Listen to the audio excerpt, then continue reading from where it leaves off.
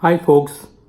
Last time we talked about the karma and how we continue to do the karma and how it accumulates over a period of several lives. And part of that storage is given to us when we are born in this particular life. There are a couple of questions that people may have. Number one is, does that mean that we have no free will? Whatever we come with is going to come to the fruition, then what good is having a free will if we can't alter it? And the answer to that is very simple, which I'll give you in a minute.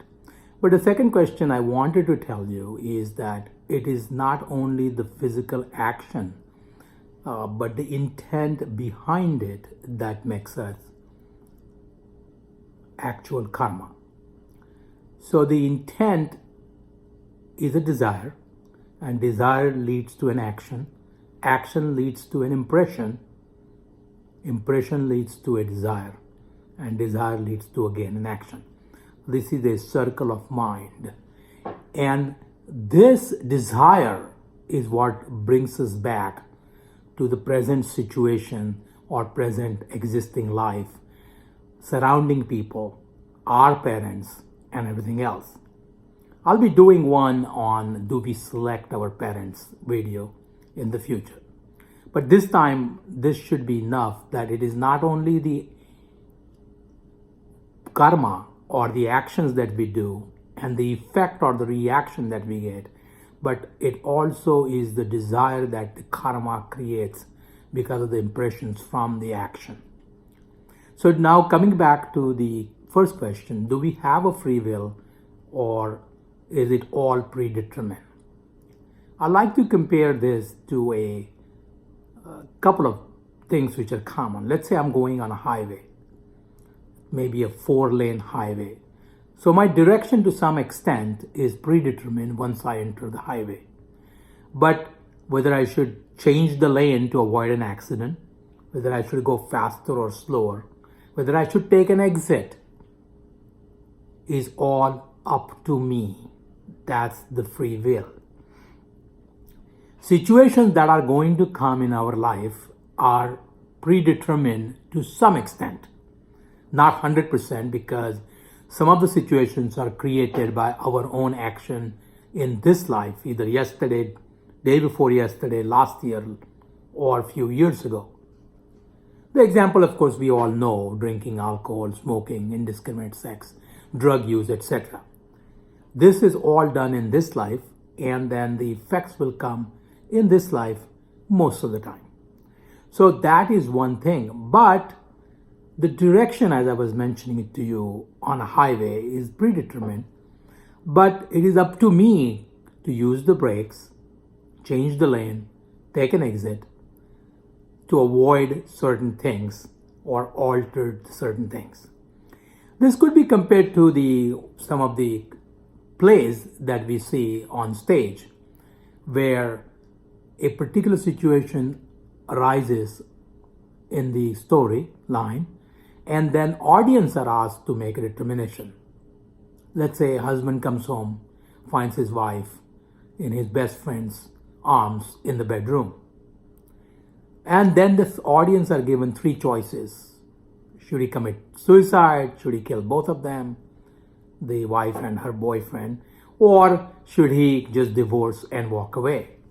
So the situation of infidelity by spouse will arise, or is likely to arise, probably related to some previous givings. The question is, can we alter our own decision?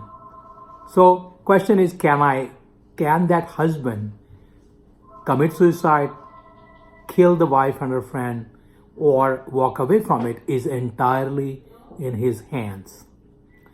This particular decision making is called free will, and that is up to us.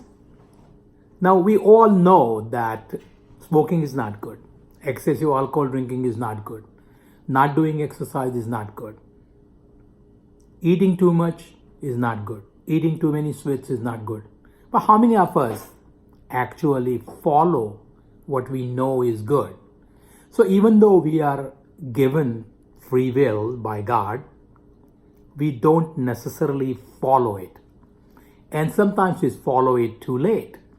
Somebody gets a heart attack, now he starts exercising, now he starts eating better food and not smoking. I've seen several people that are diagnosed to have lung cancer, then they quit smoking. Does it help? Yes. But does it cure the cancer? No. So sometimes we don't have enough efforts that we put it in, or we don't make use of our free will.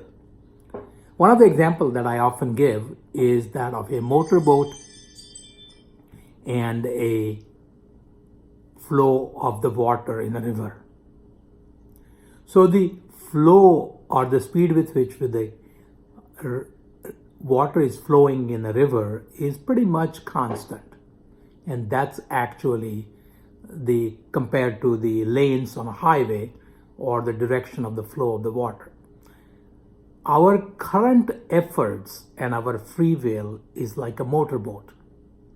So if I am sitting in a motorboat going in the same direction as the flow, then I'm going to reach certain destiny in certain time. But I want to go against the flow, and let's say the motorboat speed is 10 miles per hour. And the flow or the current of the river water is, say, 5 miles per hour. So if I'm going against the flow, I will go in opposite direction at 5 miles per hour and avoid going over the cliff.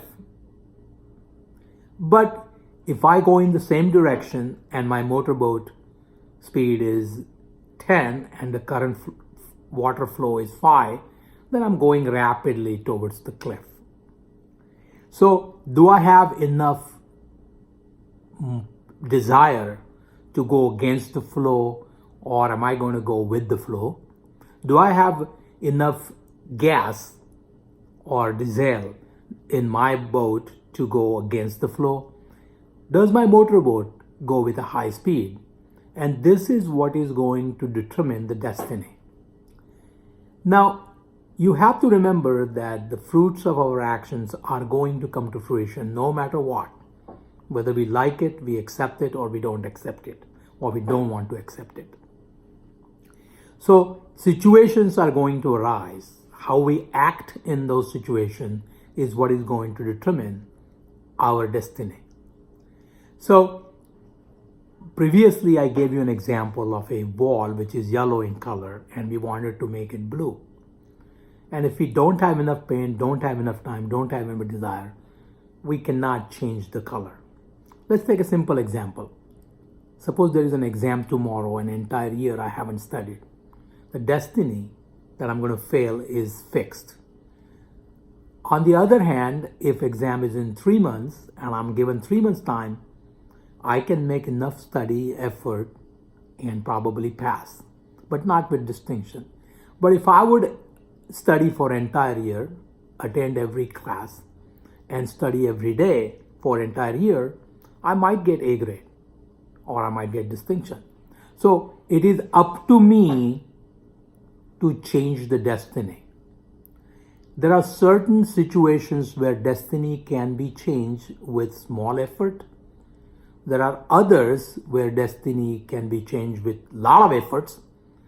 And lastly but not least, there is a destiny which cannot be changed in spite of our efforts. So it depends on the intensity of predetermined karmic effect. The outcome is going to be determined. So I hope this explained to some extent how the karma works. We'll be talking about it again in the future. Thank you for listening. If you like it, subscribe to it. Have a nice day.